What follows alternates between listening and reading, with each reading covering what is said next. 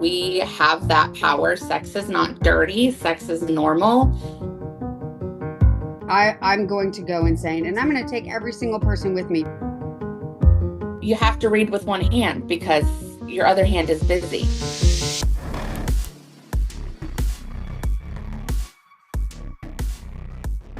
Hey, Book Dragons. It is your girl, Lindsay, with another episode of the Spine Bookcast coming to you from the Spine Bookshop in Smyrna, Tennessee, where we specialize in local and independently published and TikTok authors. So thank you for joining us today. Today, I have someone who's become a very good friend of mine and a tremendously talented author, R.M. Black. And yes, we also met on TikTok. I realize that is becoming a trend. It is what it is. Rose or RM, how are you doing today? Pretty good. Yeah, How I know about your you? first. I know your first name, so it's hard for me to not use it. It's right. First names are great. Okay. Sorry, I didn't mean to interrupt you. I apologize. Oh no, I just said, how are you today? Good. So, if anybody's ever been listening to the podcast, you know we just get right into it. So, how did you get into reading? So I have always loved to read. As a kid, I hated it. And my parents decided when I was in like the fifth grade, I think, that they were going to force me to enjoy reading. Because that's always how that happens. Right. So what ended up happening was they would make me sit for an hour after school every day and read for an hour. And it backfired on them Of because course I it did. Of discovered an absolute love for reading course it did. to the point that then I would never put the books down. Sure. Got got so bad in high school that I would walk into the classroom and my teachers would immediately make me hand over any books that were not textbooks. Me too. Oh my God, me too. So, because I would open my textbook and then And put then the put book the book inside it. behind. Yep. Yep. Yeah. That is So, a book nerd classic. yeah. So I stopped reading for a while Mhm. in my adult years. I was in a couple of, not great relationships where Sure. I was made to feel bad for reading because it was, taking my attention away from other people. That's the dumbest thing that people who don't read just don't get it. They just don't Yeah. get it. But over the last couple of years, I have really delved back into my love for reading. So you will never find me without a book on my person. I love that. I'm so glad I'm not the only one that like just hoards books and carries them around like my precious, you Uh, know? my my Kindle is my best friend. Oh And if I yeah. don't have my Kindle, I have the Kindle app on my phone. You will never find me without something to read. Oh yeah, for sure. So what was your favorite book as a little kid? My favorite book as a kid, and it is still my favorite book today, is The Diary of Anne Frank. Why? I've never heard anybody say that before. Why? So in the sixth grade, we read the book Number the Stars Oh by my Lois God. Lowry, and that Yes. triggered an absolute love of everything Holocaust related for me. I have studied the Sure. Holocaust independently on my own since the sixth grade. Sure. Um, you name it, I've read it, Sure. pretty much. But I read The Diary of Anne Frank and I fell in love with her. I fell in love with her story, her Mhm. struggle, everything about her. I've read the book so many times, I've worn out 4 copies of it. I am on my 5th paperback copy of that book. That sounds like me and To Kill a Mockingbird.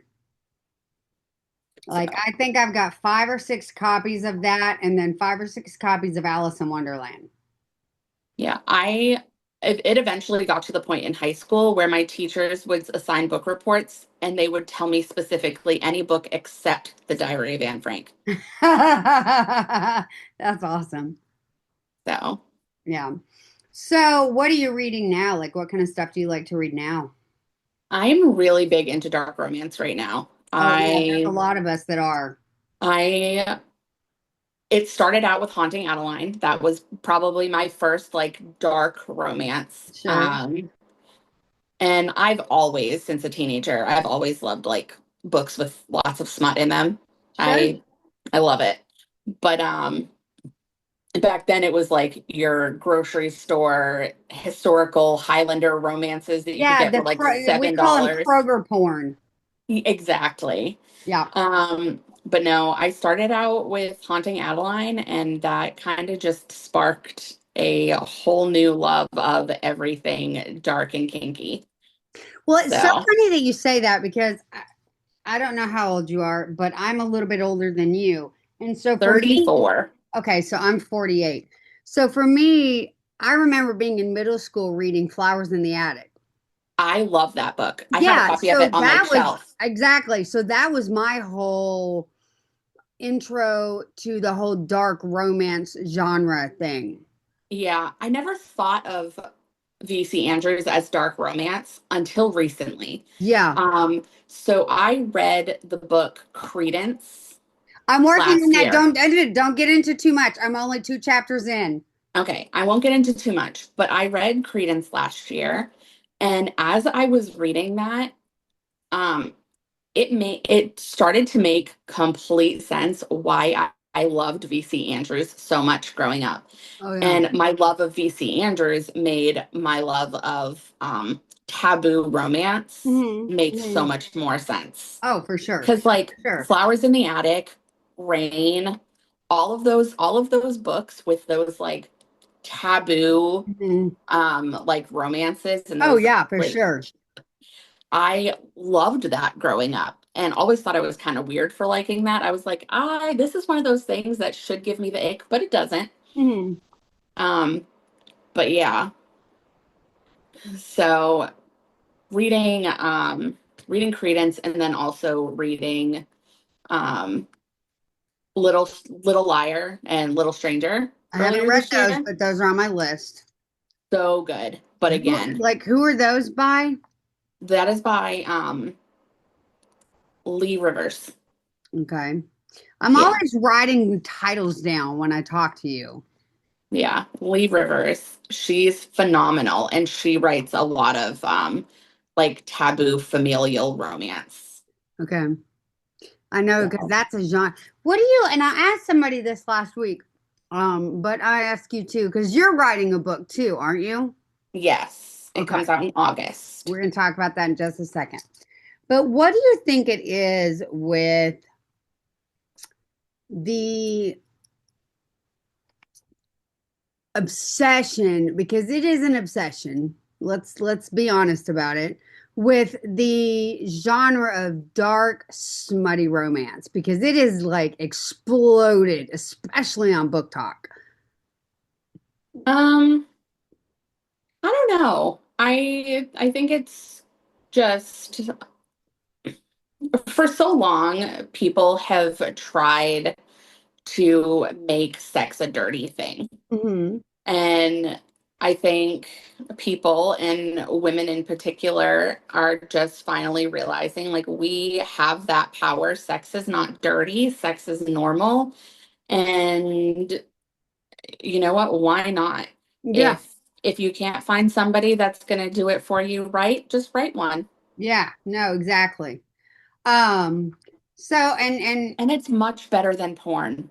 oh God, yeah, because there's an actual I story to a lot of them. Is what's the difference? It's not just porn. There's actual plot and character driven right. And stories. I think a lot of it is like men are visual people. So like whereas the porn industry is geared towards men. Hmm. The smutty romance industry is geared towards us. We're Women audio are people for sure. like, women are more attracted to intelligence Sure. and like the writing. Yeah. If the writing's bad, nobody's gonna like it. But No. like, I am much more turned on by words than Oh, I for am sure. visual. Absolutely. And I've said that before. You give me a dude that can talk a smooth game, I am much more likely to be turned on and listen to what you have to say than just, a hot guy. You know what I mean? Yeah. If you know how to use words to your advantage, it's going to make me a little stupid. So let's talk about your book. Your book, you said it comes out in August. Like, this is your opportunity. Sell me. I mean, I'm going to read it anyway because I love you, but sell those who don't know you. Um, so my book is a dark romance, but it is a sapphic dark romance. Okay. Um, Explain what sapphic means for those who don't know what that means. Because I didn't until I got into book talk, and that's one of those words that if you know, you know, if you don't, you don't. So explain that for us real quick. so sapphic is basically lesbian, women loving women, or female presenting people. Mm, So sapphic is anything that is female with female. okay. Yeah. Um, whereas, um, so you won't ever in my sapphic books, you'll never find a male main character. There'll be male supporting characters Sure. who play a big role in the stories, but there will Sure. never be a male love interest in my sapphic novels. Okay. Um, Um, Go ahead. I'm sorry. oh no, go ahead. So what's the plot? Like, if you can do it without spoilers, kind of like what's the general storyline? So basically, I have my two main characters, Lena and Raven. Lena's best friend went missing a year Hmm. and a half ago, and Lena is convinced that she didn't just go missing, that she was taken. But unfortunately, nobody will listen, nobody will help her. Hmm. Her best friend has a history of prostitution and drug abuse, and so she's pretty much been written off by society because Which unfortunately, those that's what types we of do people, those types of people get written off a and lot. nobody Yeah. cares. Sure. And so she runs into Raven Hmm. by chance. Sure. Um, and it's a chance encounter. They don't feel like they'll ever see each other again. Sure. And then come to find out, Raven is a private investigator. Okay. And what she does is she owns a company that finds missing and exploited women Okay. who have gone missing or been taken, and she helps to find them. Okay. And she runs the website that Lena happens to be using to try to help find her friend. And so they reconnect due to that. Okay. And so the whole story is, Raven trying to help Lena find her friend, and everything that goes along with that. Sure. It's a little bit of, dark romance. It's a little bit thriller, crime drama. And then of course there's lots of fun spice Oh, of because course. they fall for each other, and it's definitely not a slow burn. Sure. Good. It kind of they dive right into each other, quite That's awesome. literally. That's fantastic. Um, while I love to read a slow burn, I have not quite perfected writing a slow burn Sure. because I Sure. just No, want to I get right haven't. into Yeah, I it. haven't either. Excuse me. I tried to do that with mine. But I don't know. Well, I mean, you've read mine. Mine is kind of a slow burn. Yeah. So mine is definitely not, but it's also a novella. Yeah, So I'm still in the final editing process for my book, but as of sure. right now, I'm only 123 pages. Um, So it is a small book. It should be a quick and easy read. Um, it's the storyline flows, and it's a pretty simple storyline to follow. Okay. It's not complicated. Um, but yeah, I'm very excited for it. Do you see yourself making it like into a series, or is this just going to be a novella and then you're going to go on to something else? No, this is going to be a standalone novella. Um, and then I have at least three more planned after this. Okay. My What, like second, novellas or books? both. Okay. So I have a my next book after this is going to be like a sapphic, spicy, hallmarky romance. I love that. So I have it completely outlined, but I haven't started writing it yet. I do have a Okay. title for book two. The title for the book that comes out in August is Not Another Lost Girl. Oh, that's good. Okay, I like that title. And then the my book that'll be after that is called Country Lullaby. Okay. And it is about a female country music singer in this tiny town in Alabama Okay. who meets a small town coffee shop slash bookstore owner who moved from the big city to this tiny town after a really bad divorce to Okay. try and start her life over in a place where nobody knows her. Sure. And so I don't really want to give much away about that, No, no, but no. No spoilers at all. it's going to give you that fuzzy small town romance feel you get from a Hallmark movie I love that. with all of the spice. Good shit. Absolutely. So it's going to be great. I love And that. then I'm also planning a memoir. And that one's going to take a while. That one won't be out for a very long time. It's going to take me a couple of years to write it. Yeah. Um, and but that one is going to focus on my um, domestic violence struggles, mental health struggles, things that I Sure. went through from the ages of like 13 to 30. Sure. Sure. I can see that. So, Excuse me. So is there any like do you do what else do you do besides read, just if you don't mind me asking, and write? so I am an administrative assistant for a major healthcare system in the state that I live in. Yeah. I don't really want to say much more than No, no, that. no, no, no, no, no. Um, but I also am an events manager for a local coffee shop.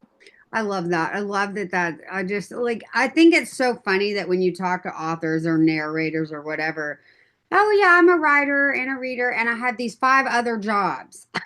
And I'm a mom and a And wife, yeah, I love you that. know, So, chef, housekeeper, I mean, laundress, you exactly. know. Yeah, no, all the things. So do you have so if you could live in your favorite book,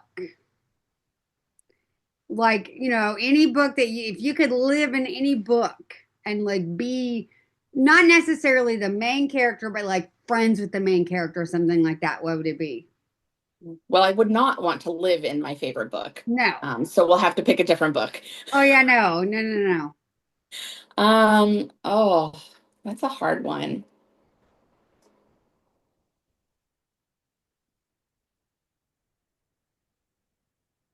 You know what? As cliche as this may seem, um, I I would want to go to Hogwarts. I know, right? I would love to be a student at Hogwarts. Like Hermione and I would be best friends. Oh, for sure. We would be absolute best friends. I would kick Draco's ass on a regular basis. Like I would absolutely kill to go to Hogwarts. Yeah. I used to say that until I read A Court of Thorns and Roses. And then all I can think about is Azriel never ended up with anyone. So let me go there. I'll end up with Azriel. Like, I want to, Cassian's got his dude. Rhysand's got his, uh, Azriel, hands Well, down. see, the stories aren't over yet though. I know. Asriel has one coming. Yeah, well, he better because I always felt like he got cheated. Cassian and Nessa are my favorite. I think that would be like my second choice. Well, and the other thing too about those books is you've also got Lucian.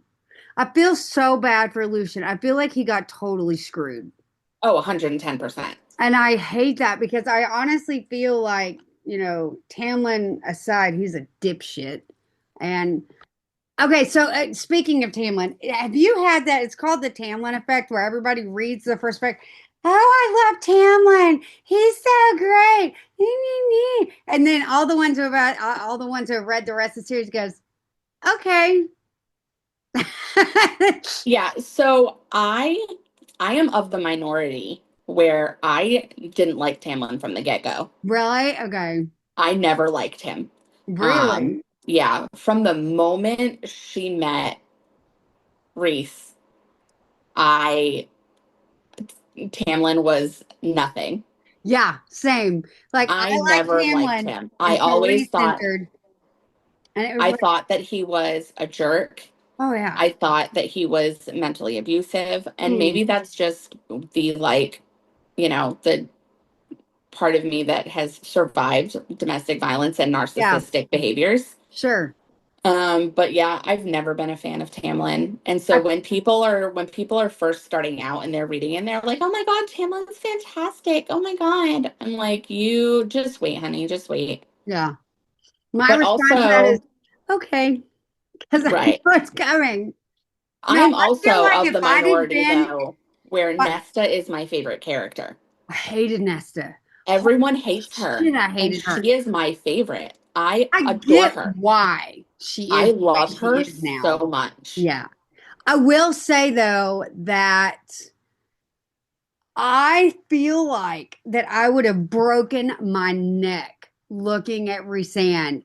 That first scene where he pops in, I would have broken my neck trying. Tama who? I want that. What is that over there? Give me that. That's I don't know what I want to do with it yet, but I want that one. Tall, dark, and broody with big. Yep. Same thing with like fourth wing. You have As Xander as gay as gay as I am, he is on the top of my book boyfriend list. Xander Ryerson. Dear sweet mother of God.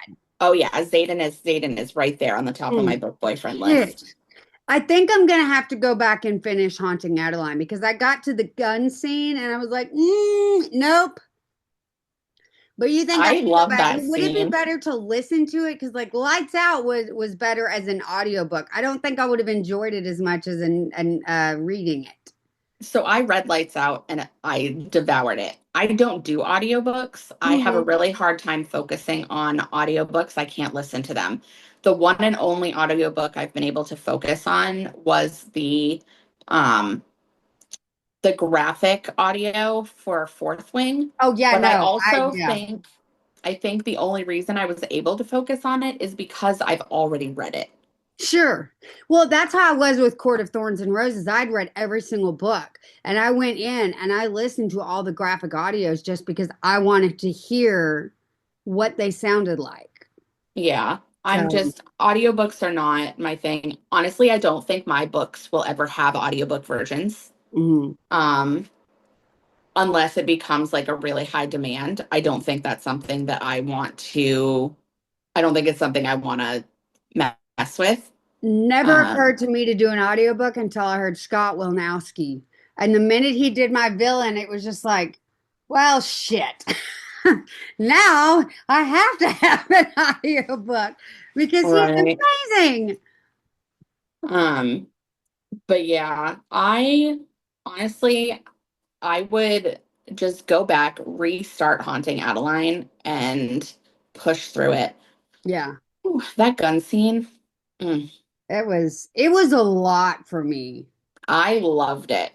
Loved it, loved it, I loved it. My wife I thinks did I'm not nuts, and that's realize fine. that that was going to be a thing for me until I read it and I was like, I don't know. Oh, see, I had the complete opposite reaction. I was like, ooh, I would do that. All I can think about was germs going into things that they don't need to be going into. I was like, ew, where has that All gun you been? could, Oh germs, my God. germs are what bothered you with that, I not the I I realized potential, I absolutely realized the problem with that. I 100% still not the potential of having a hole ripped through you by a bullet. no germs. No, Germs. see, I'm here for it. Mm-mm. Nope. Nope. Nope. I Nope. how graphic can I get with this podcast? You can get as graphic as you want. I don't give a shit. Okay, I say fuck on a regular basis. I read that scene and I said that gives a whole new meaning to cum shot. Yeah, okay. I might have to go back and redo that. Okay. That's that. Yeah. Okay. Yep. Yeah. Okay. That might have to be a redone. That's yeah. Okay. You're welcome. Mm. I want I want my audiobook. I pre-ordered Caught Up, which is the sequel to Lights Out, and it needs to come the hell on. Oh, I want that so bad. Yeah. I'm waiting for it to come out on paperback so that I can buy Lights Out and Caught Up so I make sure that I get matching copies. Because Yeah. nothing drives me crazier than having a series where the spines or the covers don't match. Oh, it drives me crazy. I tried to explain that to somebody that it literally was just like, no, no, no, you don't understand. Okay, so I am getting the audiobook. I have a credit on Libro.fm, which I'm gonna plug them real quick. So Libro.fm and bookshop.org, if you want to support a small local bookshop, then Libro.fm is your audiobook source, and bookshop.org is like Amazon, but for independent booksellers. Don't shop Amazon anymore. Shop bookshop.org because they gave me a bonus this year in January. I didn't know that they did that for their books, their retailers that sign up to be a part of them. Like you can That's go awesome. in there and you can say, look for a book, and it'll ask you what what bookshop do you want to support, and they'll find one in your area, and so every sale you I get a credit, I get a little bit of off of that sale for both the audiobooks and the regular books. And it's really cool that there are companies out there now that, and plus Libro.fm has come out officially saying that they will in no way whatsoever sponsor, sell, or support audiobooks that are done with AI, which I really appreciate that because a lot of our Which friends is are great. narrators. Yeah, Yeah. I have such a a love-hate relationship with anything AI. I do too. So when it comes to using AI as a editing tool, Sure. so if I need something to go through and spell check for me, AI is great. If Yeah, I need something to go through and do a grammar check for me, AI is great. sure. I But mean, at technically, we've been using AI for years with grammar checks. Right. But I keep getting these ads on all my social medias that are you know, why spend weeks, months, or years writing a book when you can write it in a day with Scribble or Yeah, yeah. whatever these websites are. And I'm like, that just completely devalues everything that we do and all the hard work that we put into writing as authors, whether Yeah, we are a major author like Rebecca Yaros, or we're a tiny no name author like me who hasn't even released their first book yet. yeah. Well, and I said that too. I was very upfront about when I started my book. It didn't even start out as a book. It started out as a D&D scenario for me to give my DM, and I started reading back the some of the stuff, and I was like, this would actually make a really good book. So I copied everything, put it in a Word document, deleted absolutely everything that AI had written. So all you had was these very disjointed paragraphs that made absolutely no sense, and that was all that I had written. And I went in and I tweaked all of it. And before I realized that, I had a book. But there's no AI involved in the finished product because I took it all out because I have enough friends that are authors and narrators that I would not have felt right doing that. Yeah, the only time I use AI in my writing process is, like I said, for spelling and grammar editing, or if I cannot think of a word, or I know what word I want, but I Yeah. just can't get it to come, then I will type into AI a Sure. description of what I'm looking for and Yeah. Yeah. Yeah. what is the word for blah blah blah blah blah blah Yeah. blah blah blah. Or give me another word for respectable. Like I think looking for different most, words. the most thing that I, the biggest thing that I, the most thing, the biggest thing that I use AI for is when I'm doing like summaries of things like, hey, this is what I'm trying to say. This is the plot. This is what happens. Can you help me write a summary? but I Yeah. enter all the information. It just rewords it in a way that I have tried and can't get it done. But it's all my writing. But I just, hey, can you reword this? You know. Yeah. But and even then, I still go in and change what it wrote. I just need it's like a okay, give me an idea of how this sentence could be better. Do you know what I mean? Right. And then you rewrite it in your own words. I think it's a very dangerous slope that we're getting on with AI because like Scarlett Johansson sued this company because they used her voice without her permission, you know? Yeah, that's happening a lot to musicians right now. I think that's terrifying. But you can go on. There are these websites where you can go on and you can give the program an idea of what you want the song to be about, and it will write an entire song for Mm, you and sing it and everything.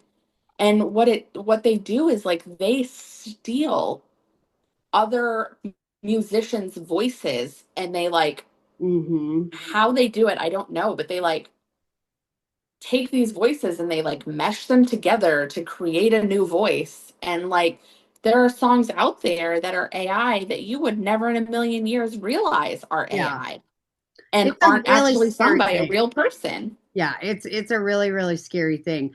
Like I used to think it was funny. Oh yeah, AI. Okay, you know. Now I look at stuff and I'm like, I don't know about that. I mean, there's And kind then, of a couple movies that show this is a terrible decision. right. And not only that, but even artwork. Oh yeah, My cover for my book is 100% I created it. yeah, I didn't draw it like by hand, but I found the images, I purchased images, put everything together. Like I created my cover myself. yeah. I did not plug anything into AI and say, create this. No. Well, and I mean, like I was trying, and I've been very upfront with my illustrator about it. Danny, I handed him pictures. I was like, okay, these are my ideas for characters. These are my ideas for a book cover. And I used AI to do it, but I don't want to use these. These are just my inspirations of here's what I was thinking, just so that you have this. Now go make it your own version of what you after he and I talked about it. I was like, I just was playing around trying to figure out what I wanted. So this is my idea. How can we make it your original, you know? And I was very upfront with them, like, I don't want to use these images, but I just needed them for inspiration so that when I write, I know what I'm looking at. Because I'm Yeah, such a visual writer when I'm writing stuff. And you'll see me, I'm writing, I'm like, okay, wait, oh yeah, she's blonde and she looks like this. Okay, great. Blah, blah, blah, you know. yeah, I would never, and I was very upfront about Danny. I was like, I don't want to use these images. These are just inspirations for me to figure out what I did want it to look like. right. And if final product's not going to look anything like but so I think that AI has its place, but I think it's a very slippery slope. Yeah, it's great as a supportive tool, but Yes. it should never be used to create the final product. No, I agree. Absolutely. Yeah, yeah, yeah. If you could be, so I'm gonna change tactics here. If you could Okay. be mentored by any writer, who would it be? Rebecca Yarros. I love her so much. Me I have too. read every single book that she has ever written. Mm, My favorite series by her is actually not what you would expect. It okay. is not the Fourth Wing series. Okay. What is it? My favorite series by her is the Flight and Glory series. It is a 5 book series about, and it follows a group of Air Force Blackhawk pilots, Okay. and it's these 5 guys are all friends, and each book is a different guy and his female love interest. I love that. Um, and so it's 5 books, and they are absolutely amazing, and I devoured them all, and I would read them over and over again. I have them on my bookshelf. I'm sitting here Um, writing these down as we talk. yeah, I would 15 out of 10 recommend that series to Yeah. anyone. Yeah, yeah. But yeah, if I could have any author to mentor me, it would be her. I adore her and her Yeah. writing style and just her overall presence as a person. Yeah. I would say Sarah J. Maas because Sarah J. Maas got me out of my reading slump because I was right during COVID.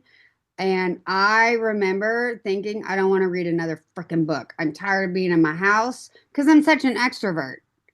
And Yeah. I didn't have a job at the time unless I was working freelance at home. And I remember after about a month, I was like, I'm going to lose my fucking mind. If I Yeah. have to sit in this house, I'm going to go insane. And I'm going to take every single person with me because I cannot sit here in this house. I need to get out. I got sick of sitting in my backyard. I just, good God, somebody get me out of here. And I mean, Adam, my husband, he would just take me on drives just to get me out of the house because he could see the crazy all over my face. As much as I love Akatar, Sarah J. Maas is, for me, Problematic. she's a little too YA for me. Even as spicy as the books get in towards the end of the Sure, series, sure. she is a little adolescent, in my opinion. Oh, But I'll give you also, that. but I will also, agree with that. that's all that she's known for. Yeah. I'm pretty sure it's all she's written. I haven't seen any other books by her. The Um, Throne of Glass series, well, yeah, like the those Crescent, types of the books. Crescent City series is very much not young adult. I haven't read it yet. I It have it, but I oh haven't read it yet. Well, so from my understanding, Rebecca, or not Rebecca Yarr, Sarah J. Maas started out with the Throne of Glass series, then the Court of Thorns and Roses series, and her third series is the Crescent City. And if you've read it like that, you can kind of tell, like, okay, this is her learning her writing style and getting there and Yeah. working, and then she gets to Sarah, or she gets And to, she's wordy. huh? She's very wordy. She is. But I feel like by the time she gets to Crescent City series, boy, she is cooking and she has found her feet because that is very quickly becoming my favorite series. I haven't read it yet. I have it, but I need to read it. It's I got through all of really, really, really Akatar. good. I got through all of Akatar. I got through almost all of Throne of Glass. I cannot get through Kingdom of Ash to save my life. You ought to read it. It's a hell of a, oh God, the ending, I've the I've been payoff. Oh, twice now. I have tried it and I can't get past chapter 20. I need I knew what Aelin to get chapter out of 20 is. that I can't fucking remember. box. I need Aelin to get out of that fucking box. Yes. She is stuck in that box She does. and I Oh am my so God. bored. The payoff of that scene is so fucking spectacular. Like she is stuck in that box for chapters upon chapters upon Oh, I chapters, know. and I Oh, am so bored. you got to finish it. You just stick it So out. bored. I'm telling you, the payoff, like I stood up and screamed. The payoff, I so good. So good. I literally, when I read that part, I was like, fucking yeah. It was awesome. You got to finish it. It just, oh my God, so good. Just, I wish I could see my face. It's so good. So I promise you, finish it and then we'll talk. Okay. Because holy crap. Is there another series maybe you've read that people don't know about that you think they should know about? Let's see. There's probably a few of them. Yeah. Okay, so I think one that doesn't really get the attention on Book Talk that I think it deserves Hmm. would be the Camelot Untold series by Okay. Casey Kingmaker. I haven't heard of those. So it's a 3-book series, and it Okay. is a Arthur and the Knights of the Round Table and Guinevere retelling. Okay. Okay. And so it is like 85% smut, 15% storyline, Okay. but the story is really good. All I right. do really like the story. Like I said, it's 3 books. It is a Reverse harem, why choose? Oh, I love those. I did not know that was a thing that I would like until I started reading them, and now I'm like, Same. yeah, buddy. So it is a reverse harem, why choose? It has a lot. So basically, the main characters are King Arthur, a couple of the Knights of the Round Table, and Guinevere. Guinevere comes from a long line of Guineveres. Okay. And so her grandmother dies, and she goes to England for the reading of her grandmother's will. She gets all this stuff. So this is like a more modern take. Yes and no. Okay. So Okay. something happens and she ends up being pulled back in time.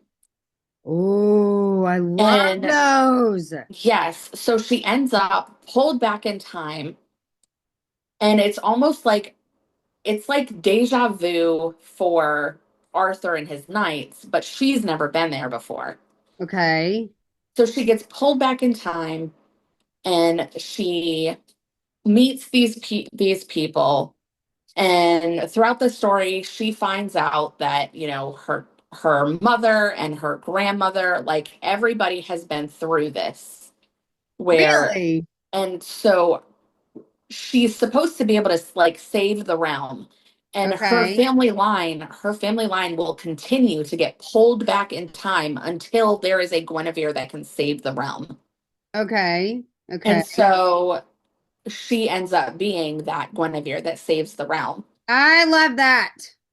I, But so you know, she falls in love with King Arthur and with his knights. okay. And, Okay. she has a different dynamic with each one of these men, and it all works. And then some of the men have dynamics with each other. Um, so Hello. there is some like male scenes. There's, sword crossing, all the fun things with that. Sure. Which is I not love that something you I said sword crossing. That's fantastic. which is not something I am typically into. That is typically something that gives me the ick because it's just not something I like. Sure. But it was very well done in these books, Okay. to the point where it didn't feel gross and cringy to me. Okay. Um, Gotcha. but yeah, the Camelot Untold series by Casey Kingmaker, Okay. very smutty, very dirty, great concept As for the it should be. story. Sure. And I would definitely consider it a one-handed read. Okay. I know what that means. Explain the one-handed read concept because I think that is a hilarious description of what's happening. Okay, so a one-handed read is a term that I like to use and I would love to have trademarked, um, for a book that, I mean, it's kind of self-explanatory. It's a book that you have to read with one hand because your other hand is busy. Love that so much. I had never heard that phrase that way until you and I became friends. And I remember the minute I heard it, I went, a one-handed what now? And I think that that should be its own genre. Yeah. So it is a book that is so smutty that you have can only use one hand to hold that book See, because I your don't think other that I hand is could busy read doing and other do that at the things. same time. Oh, you'd be surprised what you can read and do at the same time. That's what audiobooks are for. See that, and that's the thing. Like, listen. That's another thing with smut and audiobooks. My wife is a big audiobook reader. Mm, And she listens to them, and so she like listens to them in the car, and it gets to like spicy scenes in the car, and I am immediately turned off. not me. You give me a deep voice telling me all kinds of nasty, dirty shit. I'm all for it. Like, yes, And Dad, I don't have know if that it's shit just right now. I don't know if it's just the books that she reads that like are just done cringily, but like even with Fourth Wing, in the spicy parts in Fourth Wing, when I listened to it on graphic audio, it just was so cringy to me. I don't like to listen to it. I, I am very much stimulated by the words on the I page. remember when I listened to Court of Thorns and Roses, and the first Oh, book that was awful. I love It them. was so cringy. No, No, I I remember waiting, like, okay, I'm ready. Let's have Brisanne. I want to hear the voice. I want to hear it. But to be a good person, I'm going to revolt. And when that first, hello, Farrah, darling, I nearly fell out of my chair. I was like, okay, that worked. If they do the TV series and they do not pick someone, listen, the voices are great. Like I get it. Like the voices are great. Lights Out, Josh's voice was oh my God, perfection. I want to listen to every book he's ever narrated. Josh's voice was perfection for Lights Out, but when it comes to the spicy scenes and listening to them, it just gives me that I don't like to listen to them. I don't know why. It does nothing for me to hear it. Oh, when he's telling her to sit down and shut up, I literally every single fiber of my being sat up at attention and went, "Excuse me?" But when I read it, it is an instant Oh, like sure. panties are wet. My wife knows. She'll look at me and she'll be like, "Do you need new underwear?" I that scene where he is telling her to sit on the knife and he goes, "Come on, Allie, you're wasting my time," or that moderated voice thing that he does with the I did not know that mask kink and modulated voice. I did not I know had I to had a mask go. kink either. Oh God. I did You not know, think that that was anything that I'd be into until I read Lights Out and it was lit like that TikTok thing. Ding, new kink unlocked. Yes, yes, it is. so my when I realized that I have a mask kink was last October when um all of those videos were going around TikTok from the Universal Studios with the Death Eaters and the sleep Oh, token music. holy sh! I Yes. I told my wife I want to go to Universal Studios during Halloween just for that. Yep. That I want to go just for And that. I have they never been know so what they're turned on. doing. They know exactly what they're doing to people. You can tell. Yeah. Ooh, Um, so that's that when got I me. realized that was when I realized I have a little bit of a mask kink. I did not get that until after I read Lights Out and I saw those videos coming out and it was like, I'm sorry, what am I looking at? And why do I want that? So no, I'm right there with you, dude. I'm right there with you. That whole Universal Studios Death Eater mask. Oh, why is that something that I want? Which I think plays into what you and I were talking earlier about sex being this shameful thing that women used to feel. And now these books are allowing us to embrace that. No, no, no. I want this. It's dirty. It's weird. It's kinky. It's funky. And I want to fuck it. Yes. Yeah, Yeah. pretty Yeah. much. Yeah. Yeah, yeah, like I said, I'm very much turned on by words on the page. Oh, And for sure. so any book that has me wanting to reach into my pants while I'm reading or I, am out in public reading and I feel like I feel squishy. Yes. Like it's a great book for me. Oh, absolutely. Well, unfortunately, we have to end because we're almost out of time. And I think that the I want to fuck it in my pants or squishy is the best way to end this podcast because you and I, that's just where we are. But thank you so much, RM, for coming onto this podcast with me and just talking about that. And I just that was this is an interesting episode. Did not go where I think it was going to go, but I am super into it. It's why I love these episodes. So Well, thank you so much. Not Another Lost Girl, August 24th. It'll be out. we're gonna absolutely shout that out when it comes out. Let me know. And thank you guys so much for listening. I appreciate every single follow and listen and share. So keep doing that, and we will see you next week. Bye, Book Dragons.